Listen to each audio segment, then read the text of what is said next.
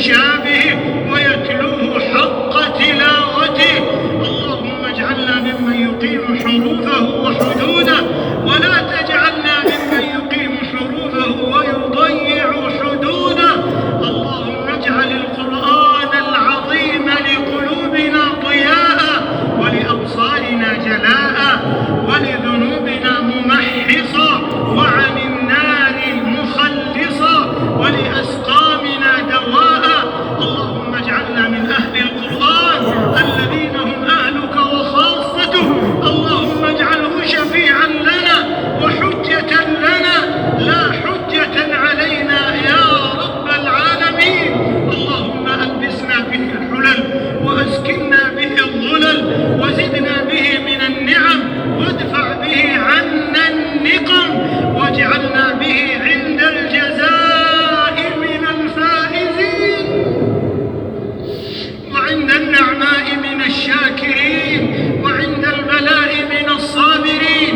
ولا تجعلنا ممن استهوته الشياطين فشغلته بالدنيا عن الدين.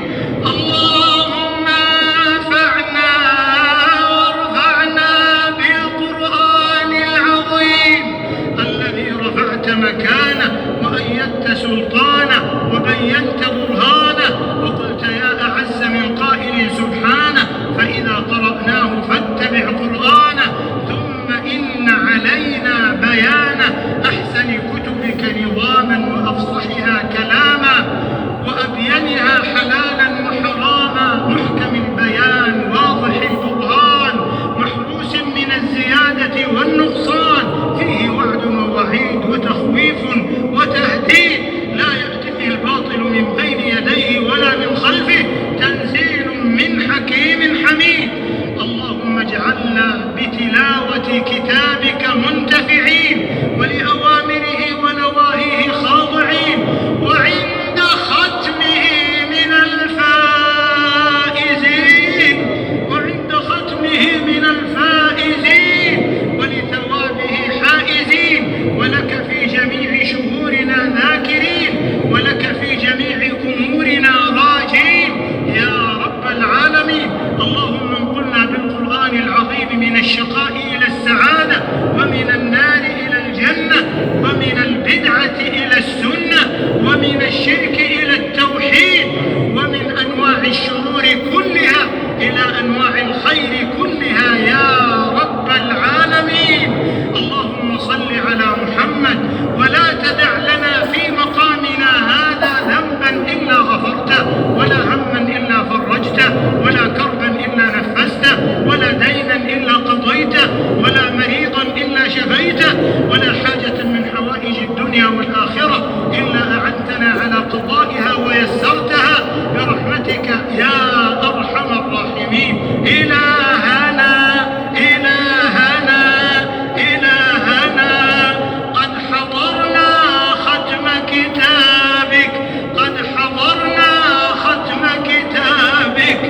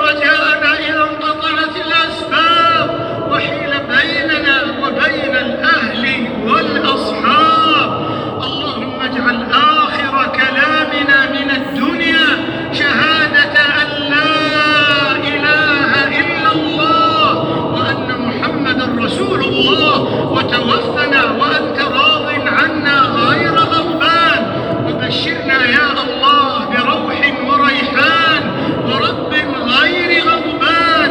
اللهم أعتق رقابنا من النار، اللهم أعتق رقابنا من النار، اللهم أعتق رقابنا من النار ورقاب آبائنا وأمهاتنا وولاة أمرنا وعلمائنا وأهلينا وأزواجنا وذرياتنا وأقاربنا وذوي رحمنا وإخواننا المسلمين ومن أحبنا فيك ومن أحببناه فيه. أعتقنا من النار برحمتك يا عزيز يا غفار. اللهم إنك تتفضل على عبادك فتجيبهم سؤلهم وتجيب دعواتهم عند ختمهم لكتابك يا رب العالمين. اللهم استجب دعاءنا، اللهم استجب دعاءنا وحقق سؤلنا. اللهم هؤلاء عبادك يرفعون أكف الضراعة إليك في بلد حرام وفي ليلة شريفة وفي مكان مبارك، يسألونك ويدعونك، يسألونك سؤال الضعفاء المساكين، سؤال من خضعت لك رقابهم وذلت لك أنوفهم وجباههم وذرفت لك عيونهم. فاللهم أجب كلا في مسألته وحقق لكل دعوته وأمنيته يا ذا الجلال والإكرام يا ذا الطول والإنعام. اللهم إنك تتفضل على عبادك في آخر ليلة من رمضان بعتق رقابهم من النار عدد ما أعتقت من أول الشهر إلى آخره.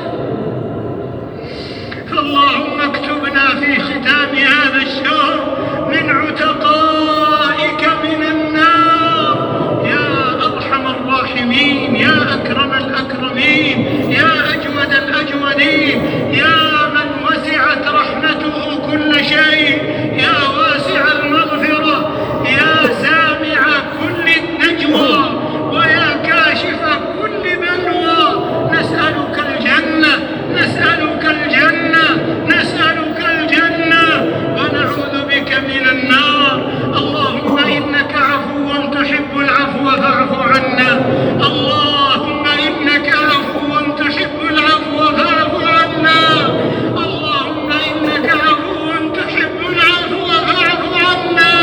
اعف عنا وعن آبائنا وأمهاتنا وولاة أمرنا وعلمائنا وأزواجنا وذرياتنا وذوي رحمنا وأقاربنا ومن أحبنا فيك ومن أحببناه فيك وإخواننا المسلمين. اعف عنا يا كريم يا حليم يا واسع العطاء يا كريم الصفح يا عظيم المن، يا من لا يؤاخذ بالجريرة، يا من لا يهتك الستر، يا من أظهر الحسن، يا من هو بديع السماوات والأرض، يا من لا تدركه الأبصار وهو يدرك الأبصار، يا لطيفا بعباده يا رحيما بخلقه. تولنا برحمة منك تغنينا عن رحمة من سواك. اللهم فارج الهم كاشف الغم مجيب دعوة المضطرين، مجيب دعوة المضطرين، مجيب دعوة المضطرين، رحمن الدنيا والآخرة ورحيمهما. نسألك رحمة من عندك تغنينا عن رحمة من سواك يا أرحم الراحمين. اللهم أعز الإسلام والمسلمين واحم حوزة الدين وسلم المعتمرين والقاصدين والزائرين، واجعل هذا البلد آمنا مطمئنا وسائر بلاد المسلمين. اللهم آمنا في أوطاننا وأصلح واحفظ أئمتنا وولاة أمورنا. اللهم اغفر لمؤسس هذه البلاد، اللهم اغفر لموحد هذه البلاد عبدك عبد العزيز بن عبد الرحمن. اللهم اجعل قبره روضة من رياض الجنة وأنزل عليه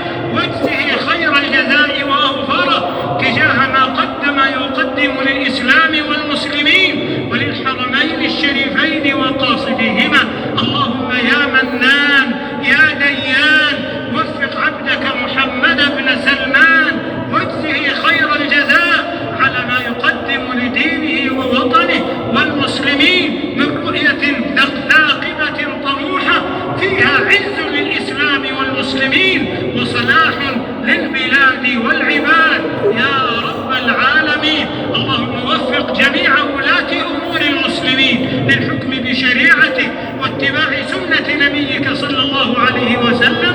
اللهم اجعلهم رحمة على عبادك المؤمنين. اللهم احفظ بلادنا، اللهم احفظ بلادنا المملكة العربية السعودية للحق دارا وللخير منارا وللسنة والسلام قرارا يا رب العالمين، وسائر بلاد المسلمين. اللهم احفظها من كيد الكائدين وحسد الحاسدين ومكر الماكرين وعدوان المعتدين وسائر بلاد المسلمين. اللهم يا من لا يخلف وعده ولا يهزم جنده، نسألك أن تنصر إخواننا المستضعفين في كل مكان. اللهم انصرهم في فلسطين، اللهم انصرهم في فلسطين. اللهم أنقذ المسجد الأقصى، اللهم احفظ المسجد الأقصى، اللهم احفظ المسجد الأقصى واجعله شامخا عزيزا إلى يوم الدين، واكتب النصر والعزة لإخواننا في غزة يا ذا الجلال والإكرام. اللهم ألهمهم الصبر يا ذا الجلال والإكرام، وكف عنهم إطلاق النار، وارفع عنهم الحصار، وسد جوعتهم، وأشبع نهمتهم، وسائر المستضعفين في كل مكان. اللهم عليك بأعدائك أعداء الدين الذين يصدون عن سبيلك ويعادون أهل دينك. اللهم عليك بهم فإنهم لا يعجزونك. اللهم لا ترفع لهم راية ولا تحقق لهم غاية، واجعلهم لغيرهم عبرة وآية، واجعل أمرهم في سفال وكيدهم في ضلال وأمرهم في وبال يا قوي يا عزيز. وأرنا بهم عجائب قدرتك يا من لا يرد بأسه عن القوم المجرمين. اللهم أصلح شباب المسلمين، اللهم أصلح شباب المسلمين. اللهم اجعلهم لبلادهم قرة ولأوطانهم مسرة ولمجتمعاتهم درة يا ذا الجلال والإكرام. اللهم ارزقهم الوسطية والاعتدال. اللهم أعذهم واحفظهم من الجماعات المنحرفة والأحزاب الضالة والتنظيمات الإرهابية المشبوهة ومن دعاة الفساد والضلال والانحلال، إنك أنت الكريم المتعال. اللهم وفق نساء المسلمين وجملهن بالحجاب والعفاف والاحتشام يا ذا الجلال والإكرام. اللهم أصلح وسائل الإعلام ومواقع التواصل، وأعذنا من فتنة القول عليك بغير علم، أو أن نقع في أعراض المسلمين، أو أن نؤذي مسلما، أو نجلب إليه زورا يا رب العالمين أو فجورا.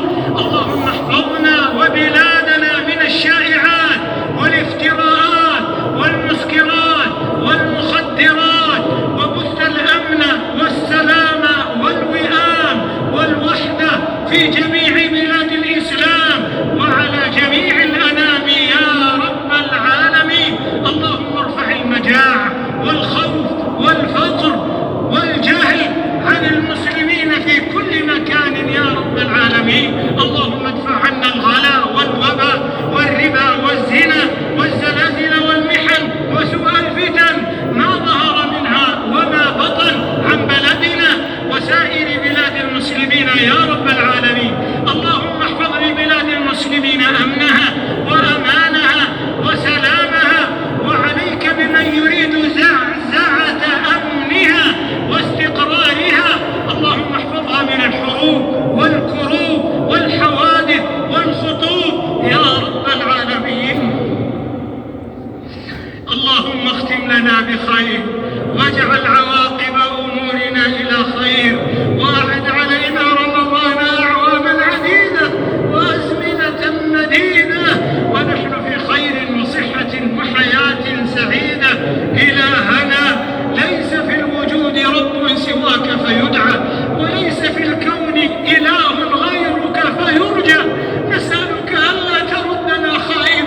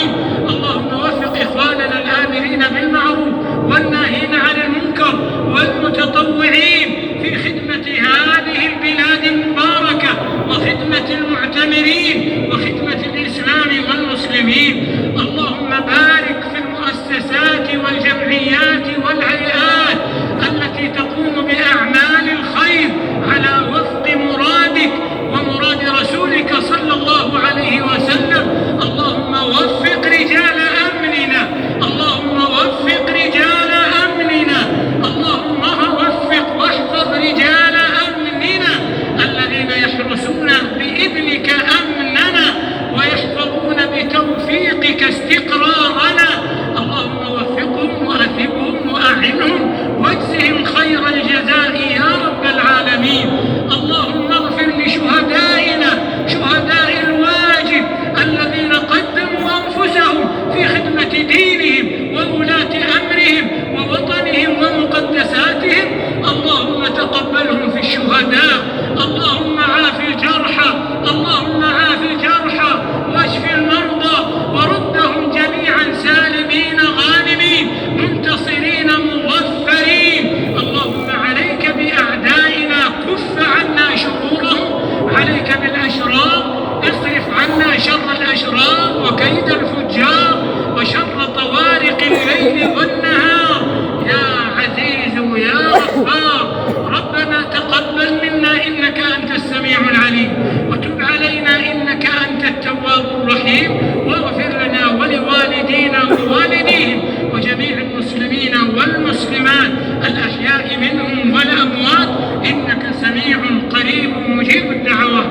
اللهم لا تفرق جمعنا في هذا المكان المبارك وفي هذه الليلة المباركة إلا بذنب مغفور وسعي مشكور وعمل متقبل مبرور وتجارة لن تبور يا عزيز يا غفور. اللهم صل على محمد ما ذكره الذاكرون الأبرار، وصل على محمد ما تعاقب الليل والنهار، وصل على محمد وعلى المهاجرين والأنصار والتابعين ومن تبعهم بإحسان ما تعاقب الليل والنهار. وآخر دعوانا أن الحمد